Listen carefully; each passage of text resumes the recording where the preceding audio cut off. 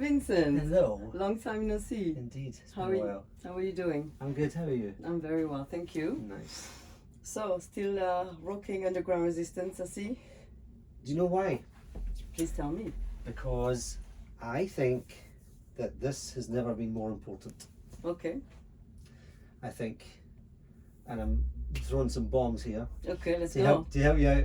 But I think that the scene has become so commercialized from top to bottom Mm-hmm. that there's never been more need for the underground to shout. Mm-hmm.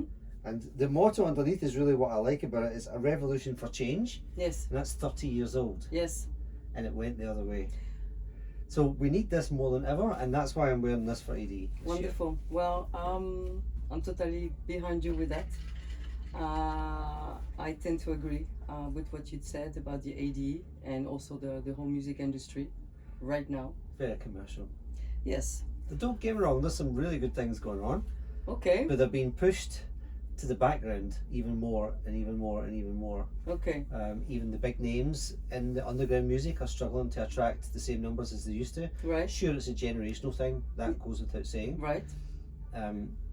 But there's also the element of the industry, the commercial side of it, just being completely overwhelming everything since COVID to make money back, Right. and it's got a little bit out of control. So, Yeah. So where is AD taking you this year?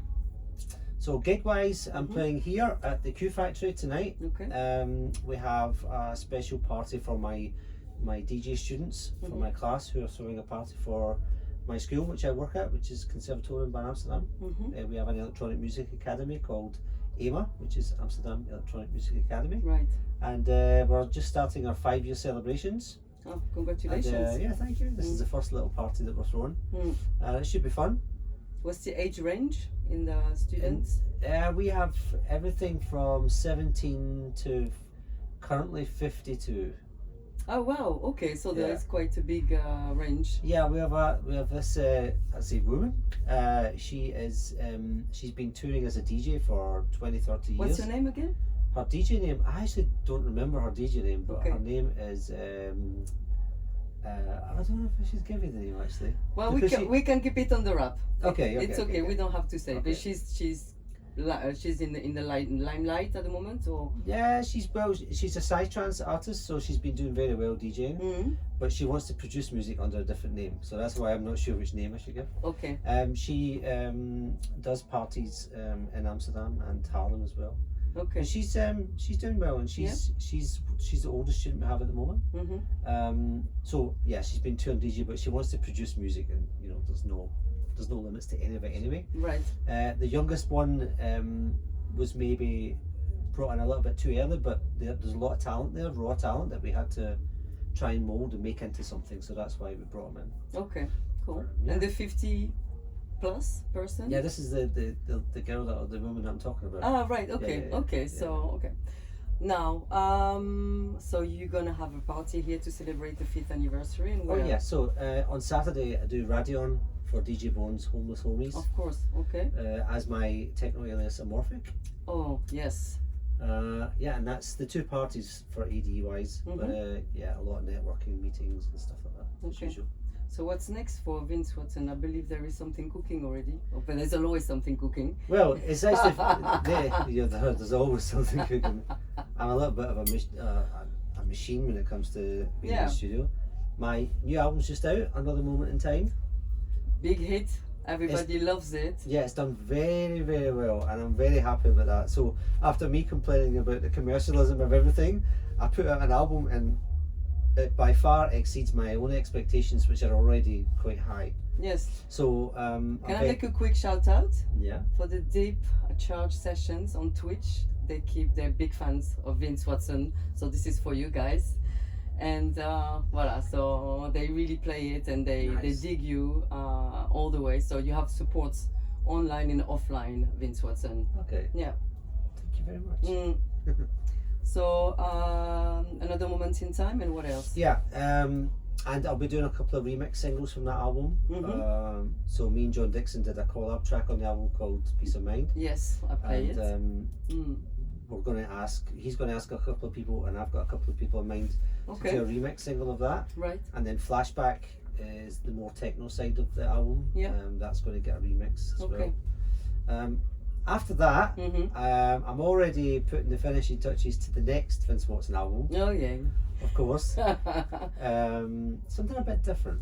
Something a bit different. Because Something I I've like heard to explore. before, do you No, think? no one's heard anything. Oh wow. No one's heard, not even a demo, nothing. Not even my family, I have nothing, no one. Okay. This is like top secret. Okay, wow, okay. Yeah. Very curious. There's a couple of side projects. The Amorphic thing is starting to pick up quite nicely. Right. So I've got a few singles there. You were in Colombia again, huh? Was it Colombia? Yeah, it was Colombia recently. I'm going back actually in late January. Okay, they really dig dark techno there? Yeah, or? they like it a lot, Yeah? And I think they like, because I'm doing it live without a laptop, they really appreciate that. Right. That work ethic and stuff, you know. Yeah. So it seems to work quite well there. Okay. But I am launching 2 other artist projects next year. Taking my music soundscapes to 2 completely different places. One I've explored before, but this time I'm doing it properly. Okay. And another one I've never done before, and I'm actually quite excited about it because I let a few people hear some of the early demos, and the feedback was very, very interesting. So I'm it kind of surprised me. I didn't think it was maybe as good as it is. So that's going to be later, but yeah, very exciting. Lots of things happen, eh? Yeah, I mean, quite busy. A rebirth, huh? After. I never stop. Yeah. Yeah. I mean, I had a period. 2014, I had a bit of a crisis. Yeah. Emotionally and mentally and everything, and I didn't do any music for almost 2 years, and I've really suffered because of that. My gigs completely vanished, and I had to try and build that up again, and it never got to the level that it was at before because of that. I was just out the scene for too long. 2 years is a forever in the music scene. Yeah. But since then, I've been gradually building up again and getting a lot of music out. So yeah, it's good. I don't know how I manage it, but you are a machine. Yeah, basically, yeah. So why Amsterdam? Because you've been here for how long and why? Oh, okay. I've been here for 14 years now. Legally, not the same number. I've been here for 14 years. I moved here 2010. I always, for about 10 years before that, since around 2000. Well, actually, it goes all the way back to my first gig here, which was at the Melkweg. And I was the warm-up DJ for the Orb. Oh, the Orb. The Orb, yeah. Oh, wow. And that was incredible. A really nice gig. And one of the disappointing things out of that was that Alex Patterson asked me to do a remix for the Orb after the gig, and it never happened. So I was a bit disappointed by that. But since then, I got to know a lot of people over the years, and I ended up having like almost a monthly residency here, where I was playing here every 4 to 6 weeks, and that was for a good 3 or 4 years. So I built up a huge network of fans here and friends, mostly staying in people's houses, and I was just always here. So I always wanted to come here, but the partner I was with at the time wasn't hugely keen on the city, so it wasn't really a discussion that was going to get had. Right. That passed, and one of the friends that I became really close with here came to see me play with her friend, and that friend is now my wife and the mother of my child. Oh, very nice. Yeah, and that was I met her in 2008. So okay, 16 years ago. Yeah, that's when we met 16 years ago. It was, yeah. Yeah, nice. And we share the same birthday, by the way. We both same birthday. What time? Half 12 lunchtime. Oh, I'm 7 p.m. 7:07 p.m. Okay, not very far. Okay, so Amsterdam. Thank you for answering all those questions so far. We know what's next. How do you relax? How do I relax? So I go through periods of relaxation and then periods of focus. That's the first thing I should say. I don't come home every night and then just chill out or relax. I'm either wired or I'm off the grid. Okay. And this is the only way I can operate. It's probably the only reason I get things done. Because when I'm wired, I operate fast, efficiently, and creatively. Right. But that only lasts a certain amount of time, and then I know when I fall off the grid, I just do other things for a while, and that's when I relax my mind. So it's more, for me, it's more of a longer process.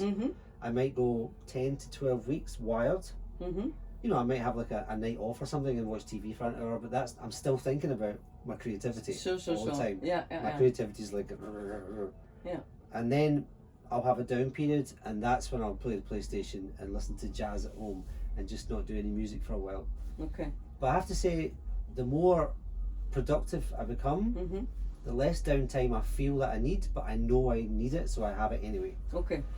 And my work ethic is always the same. I always work on, as I said, I've got these techno projects and house projects and everything. I'll focus on one for a specific amount of time, and then for 2 weeks I'll listen to a different type of music, and then I'll focus on that for a period of time. And then usually by the time I've done 2 projects, I'm exhausted mentally, and I need to. I can imagine, it's intense. Yeah, Yeah. It's pretty intense. Do you still play badminton or not? I still play badminton, yeah. Yes? Yeah, I do, yeah, I love it. Do you have a team, like the regular team forever, or since? Well, I did have when I played at the club in Amsterdam. Yeah. We had the same players and it was more fun. Now I'm in a much bigger club. There's like over 200 members. Oh. And so you don't play with the same 4 people. You're playing with the whole group. Right. It's all random every time. Yeah. But there's competitions and stuff coming up, you know. But do you go to the competitions also? Yeah, a little bit. Yeah. This year I'm planning to, because I've got some problems with my Achilles over the last 2 years. Okay. Which meant I can't run, and you know, I can't play as much badminton as I used to. I used to play 2-3 times a week. Yeah. But now I can only play once or twice a week max. So. Okay. Well. But yeah, there's some tournaments coming up that I want to take part in. So 50 this year? Next year. Okay. Making me older than I really am. 1 more year to go. Okay, well Yeah, that's okay. I don't even know what that means yet. No. I mean, no. It's all about the energy, right? As long as you 50's the new 30. Yes, it is. Yeah. Yes, Okay. it is.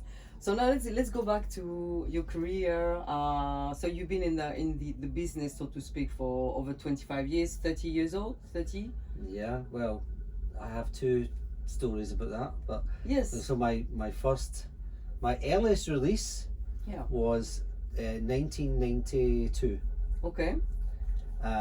But for 4 years I didn't make house or techno. I made horrible hardcore and really abusive music. Okay.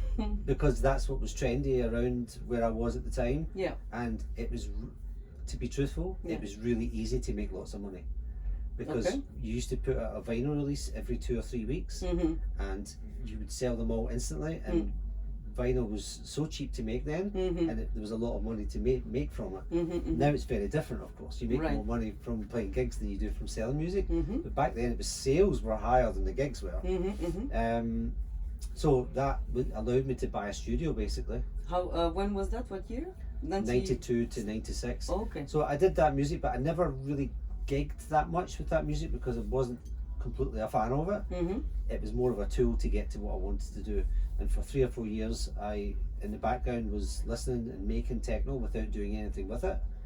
And then in 96, I thought, okay, the time's come. I've got all the equipment I need. Now I want to do what I want to do. Were you at Mama in your studio? Were you living by yourself? Yeah, I'm still in my parents' house. Okay. Yeah, and then I sent the first 4 tracks to Dave Angel, and he signed them up immediately. Oh wow! So that was when I went, okay, I'm ready. Because I didn't know if I was ready or not before that, you know. Sure.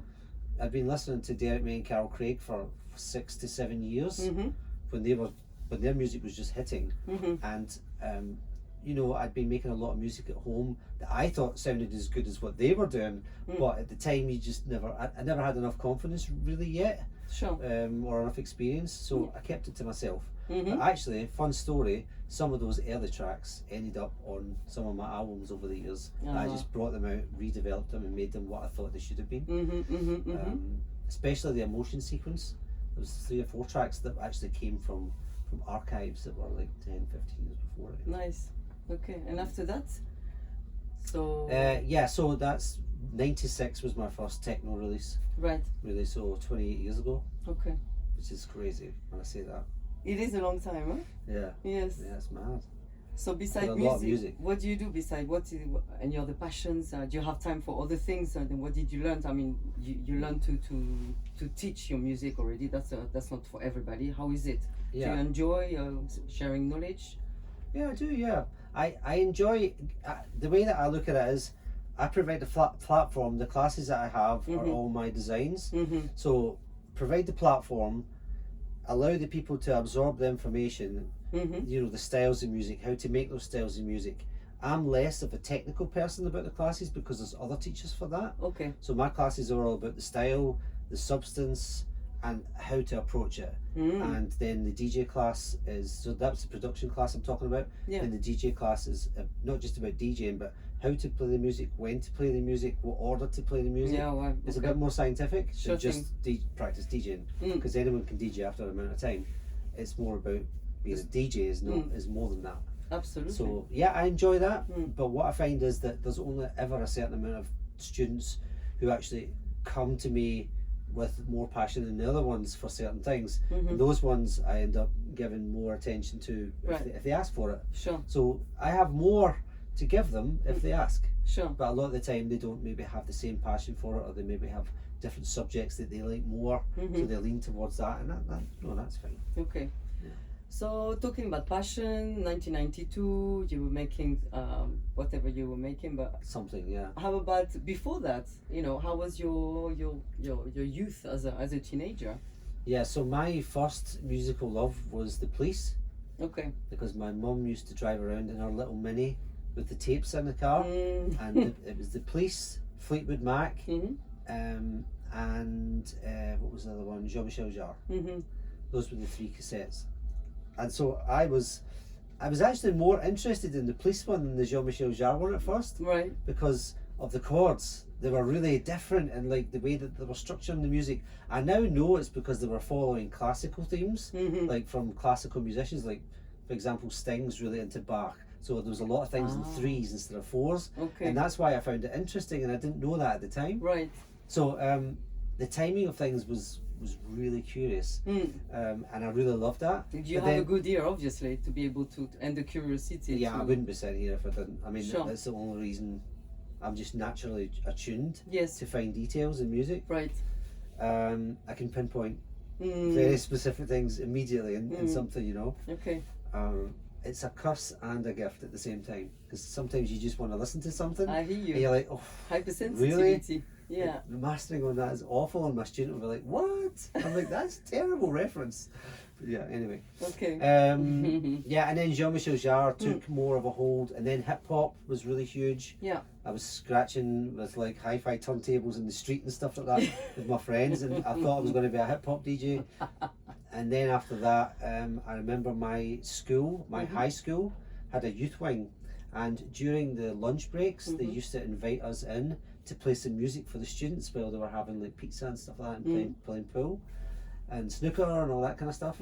And then I got approached by the person who was running the evening club, which was like a kind of disco basically, Sure. right? But they had turntables and everything, right? It was a really, the school was quite affluent, so they bought nice equipment. Right. And they asked if I wanted to DJ in the evening, and they would give me a budget to buy records, right? Yes. I was like, sure, yeah. But I didn't know what really was out there at the time. Yeah. So You were young. I was quite young, yeah. Yeah. So I was going to, I remember the very first day, I was outside 23rd Precinct in Glasgow, which was one of the best underground record shops at the time. Okay. And I'm sitting, it wasn't open yet, and there was a queue outside waiting for the vans to come. Oh, And nee. when they opened the back of the vans, all the imports, Oh, you know, ouais. and some of them weren't even getting into the shop. You know, they were exchanging money on the street for the records just so they wow. could get them first. Yeah, it was crazy. Wow. But that is so missing Yeah. from today's culture. Yeah, right. Record Yeah. culture is incredible, you know, record store culture. Yeah. But yeah, so that's what I ended up doing. But instead of giving them the records, I just kept them for myself. So it started my vinyl collection, Oh, yes. and then Cool. that's when I realised, okay, Ah. there's so much out here. It just blew my mind. Sure. Okay. What are you doing with Laurent Garnier at the moment? Are you doing anything with him? Is No, there no nothing. future collaboration? I don't know, maybe. Yeah, I Right. asked him if I could remix something from his latest album at some Right. point. Yeah. So I don't know what happened there. Okay. But yeah, I mean, we've done things in the past. Yeah. I played with him last year at the Carol Cox birthday party at Oh. DC10. Yeah. That was really cool.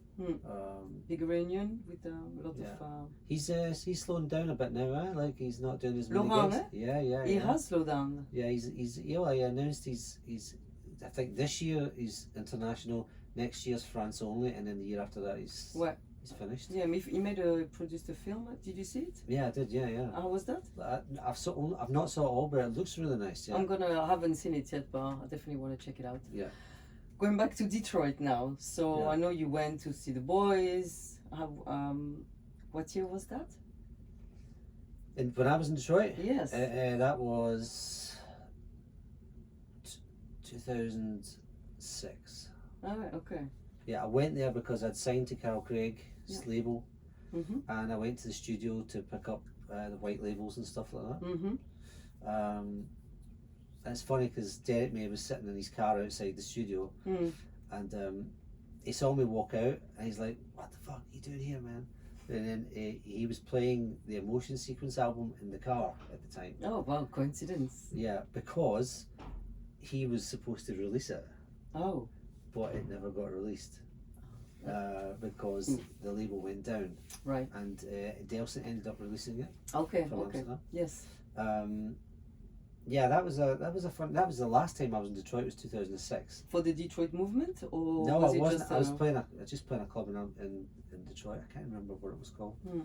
But yeah, someone asked me that the other day there on Facebook.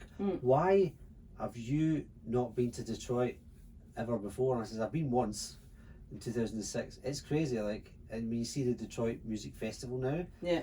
it's not what No. Detroit music. It's no. just another Ultra Festival or whatever somewhere else. You know, it's just the same artists, Absolutely. and it's fine. You know, whatever. I'm sure people from Detroit love seeing all these other artists and everything, but they don't. I don't think there's enough roots happening there. No. You know. Anyway, that's another subject. Okay. But yeah, it's weird. I don't know why I'm not playing over there. But it is what it is. Okay. I know two projects for the New Yorker you did. Was it that guy for the? I've done so many. I That was don't Steve remember. Rackmat, and there was this big Ah, collaboration. okay. Yeah. No, it was the New York Times. Oh, it's the New York Times. Okay. Yeah.